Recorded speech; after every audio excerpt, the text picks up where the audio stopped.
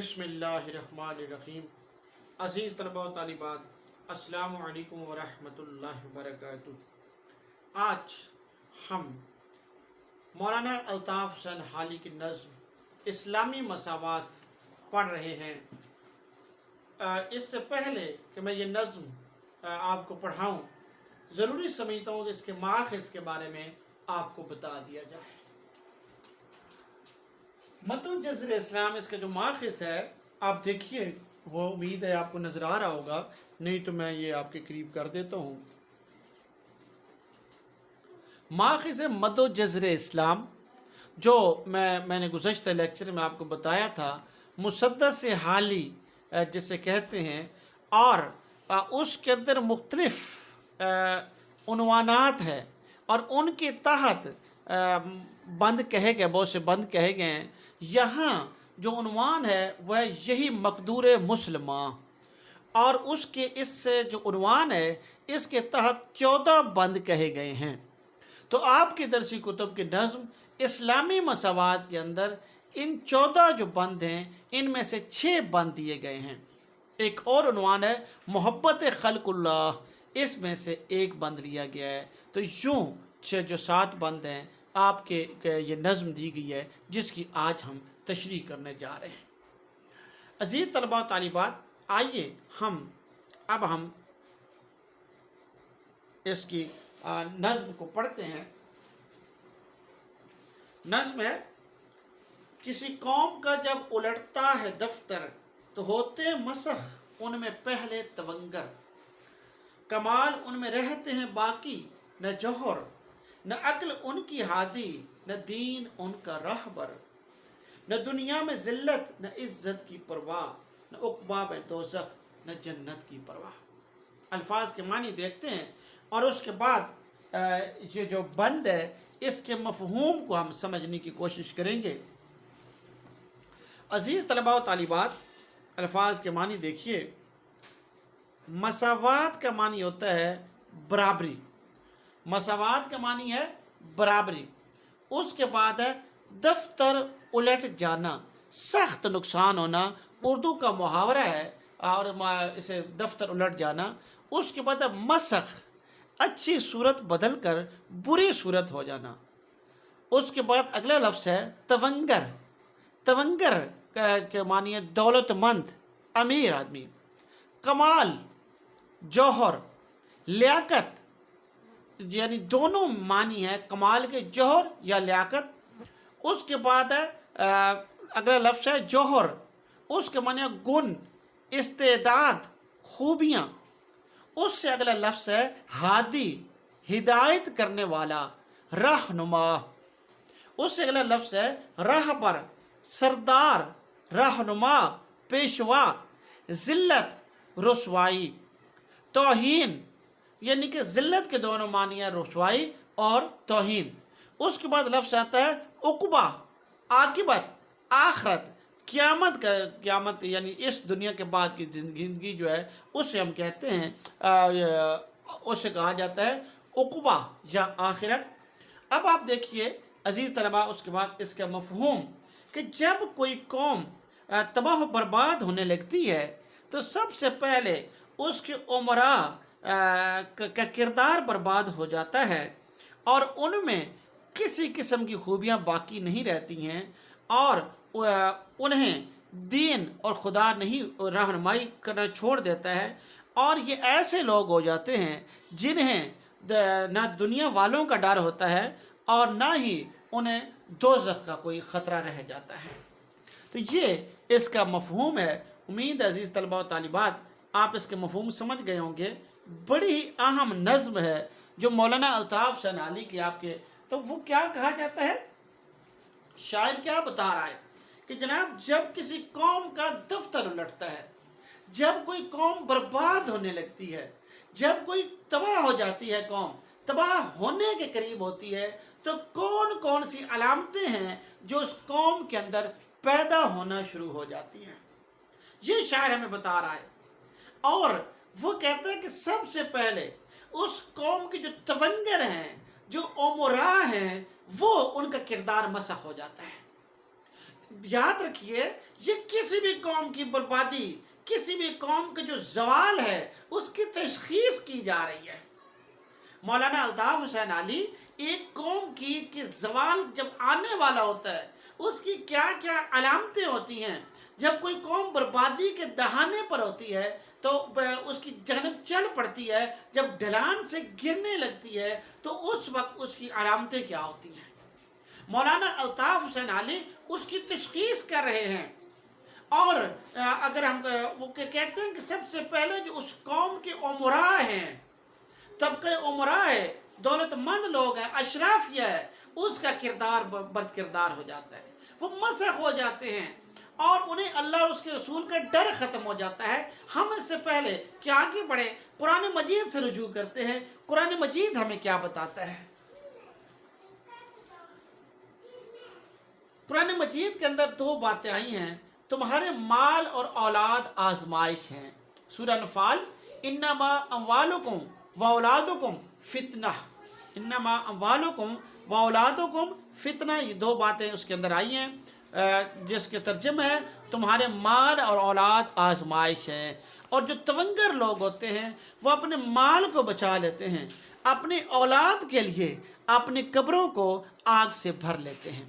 اور دوسرا سورہ بنی اسرائیل کی آیت نمبر 16 کا ترجمہ ہے، جو ایسے لگتا ہے کہ حالی کہ اس پہلا بند جو ہے اس کا منظوم ترجمہ ہے، اس میں اللہ رب العزت فرماتے ہیں، اور جب ہم کسی بستی کی ہلاکت کا ارادہ کر لیتے ہیں، اور جب ہم کسی بستی کی ہلاکت کا ارادہ کر لیتے ہیں تو وہاں کے خوشحال لوگوں کو حکم دیتے ہیں اور وہ اس بستی کی کھلی نافرمانی کرنے لگتے ہیں تو ان پر عذاب کی بات ثابت ہو جاتی ہے، پھر ہم اسے تباہ و برباد کر دیتے ہیں۔ سورہ بنی اسرائیل کی آیت نمبر 16 میں نے آپ کے سامنے اس کا ترجمہ پیش کیا ہے کہ اللہ رب العزت یعنی قرآن مجید جو ہے وہ ہمیں اس کی وضاحت کرتا ہوا نظر آتا ہے کہ جب کسی قوم کی بربادی کا دور آ جاتا ہے، جب کوئی قوم تباہ ہونے لگتی ہے، جب کوئی قوم برباد ہونے لگتی ہے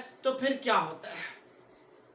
تو اس کے اشرافیہ ان کے اندر خدا کا ڈر ختم ہو جاتا ہے، وہ ان کا کردار ختم ہو جاتا ہے، وہ بد کردار ہو جاتے ہیں، اور مزید وہ کہتے ہیں کہ کمال ان میں رہتے ہیں نہ جوہر، نہ ان میں کمال ہی ختم ہو جاتے ہیں۔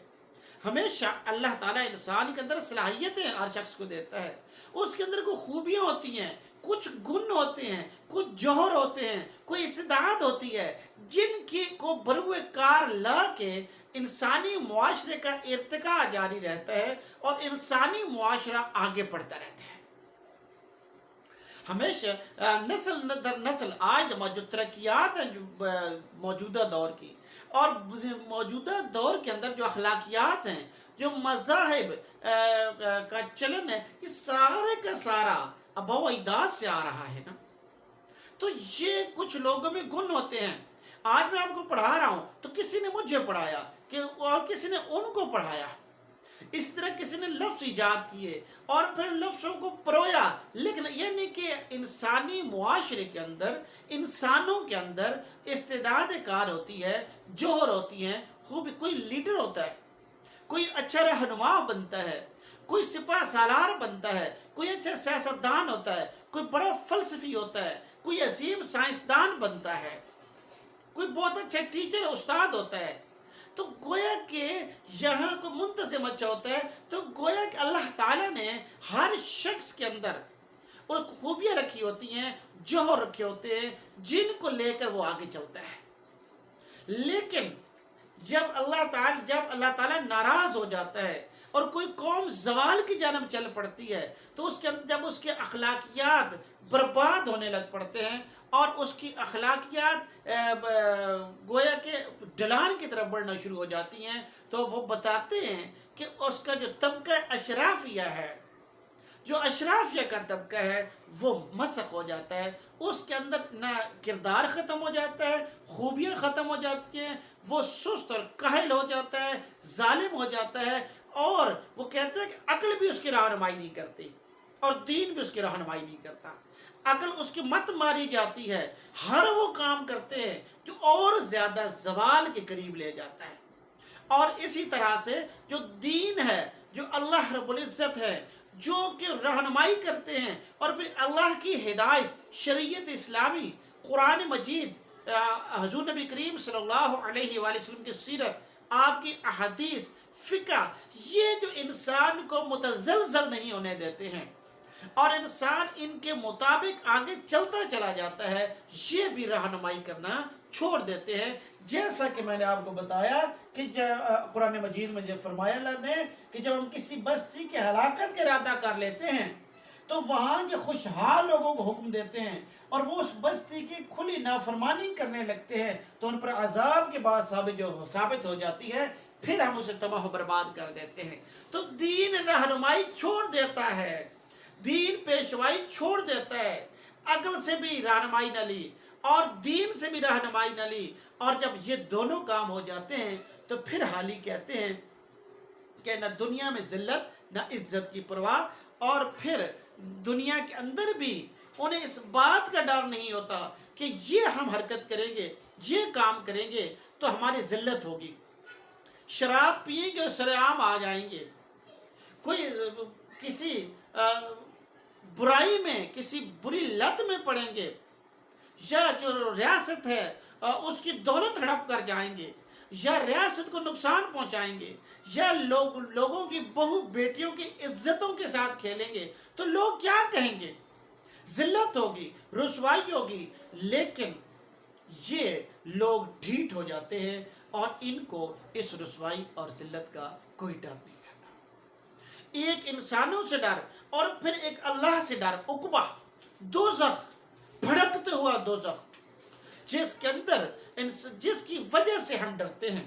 ایک تو انسانوں کا ڈر ہے، ایک اللہ کی محبت ہے کہ جو اور رسول اللہ صلی اللہ علیہ وآلہ وسلم کی محبت ہے جو انسانوں کو بھٹکنے نہیں دیتی ہے، لیکن اس کے ساتھ ساتھ اللہ خوف بھی ہوتا ہے، اللہ کا تقوی بھی اختیار کیا جاتا ہے، اور اللہ کا خوف بھی ہوتا ہے کہ مرنا ہے، قبر کے اندر نامعلوم کیسے حالات ہوں گے۔ اور یہ کہ رسول اللہ صلی اللہ علیہ وآلہ وسلم کی ایک حدیث پاک ہے جس کے مفہوم ہے کہ قبر جنت کے باغوں میں سے ایک باغ بھی ہے اور دوزخ کے گڑھوں میں سے ایک گڑھا بھی ہے۔ تو انہیں اس طرح کی پرواہ ہی نہیں رہتی ہے کہ انہیں جنت کا حاصل کرنی ہے اور قبر میں بچنا ہے، یا عذاب جو میزان کا دن بھی آنا ہے، قیامت کے دن بھی آنا ہے، اور اللہ رب العزت کے سامنے پیش بھی ہونا ہے۔ تو یہ وہ لوگ ہوتے ہیں جنہیں دنیا میں ذلت کی پرواہ نہیں رہتی ہے اور جنہیں آخرت میں بھی ذلت کی پرواہ نہیں رہتی ہے۔ تو یہ حالی تشخیص کر رہے ہیں، کہ جب کوئی قوم زوال کی جانب بڑھتی ہے تو اس کے اندر یہ ساری اس کے طبقہ اشرافیہ ایلیٹ کلاس ہے، اس کے جو طبقہ امراء ہے، اس کے اندر یہ بربادیاں شروع ہو جاتی ہیں۔ عزیز طلباء سے متعلقہ اشعار دیکھیے، شرم ہے ان میں نہ غیرت ہے نہ خوئے احترام، شرم ہے ان میں نہ غیرت ہے نہ خوئے احترام، ان کی الفت بے صداقت، ان کا کینہ بے لگام۔ بے شک آپ ہر دور کے اشرافیہ کو دیکھ لیجئے، وہ بے شرم ہوگی، بے غیرت ہوگی، اس میں احترام بالکل بھی نہیں ہوگا، اور اسی طرح سے ان کے وہ محبت کریں گے تو کسی لالچ کے تحت کریں گے، اور کینہ ایسے پال کے رکھیں گے جیسے اونٹ کا کینہ ہوتا ہے۔ اسی طرح آگے اگلا شعر دیکھیے، گزری ہے جن کی، امید ہے یہ شعر آپ کو نظر آ رہا ہوگا، گزری ہے جن کی عمر محبت کے بغیر، گزری ہے جن کی عمر محبت کے بغیر، وہ بد نصیب مر گئے گویا جیے بغیر۔ جی ایسے لوگوں کو کہتے ہیں کہ ان کی تو زندگی ہی نہیں ہے، محبت نہیں کی ہے، نفرتیں پالی ہیں، ظلم کیے ہیں، تو ان کی کیسی زندگی ہے۔ اور پھر اگلا شعر دیکھیے، زندگی تو امیر لوگوں کی مستیوں پر ابھار سکتی ہے، نشہ دولت کا وہ نشہ ہے جسے موت ہی صرف اتار سکتی ہے۔ جی یہ امید ہے آپ کو سمجھ آ گیا ہوگا بند۔ اس میں مولانا الطاف حسین حالی جو ہے وہ یہی بات سمجھانے کی کوشش کر رہے تھے جو میں نے آپ کو سمجھانے کی کوشش کی ہے۔ دعا ہے اللہ تعالیٰ آپ کو اپنے فرمان میں رکھے، دین و دنیا کی بھلائی عطا فرمائے۔ اللہ حافظ۔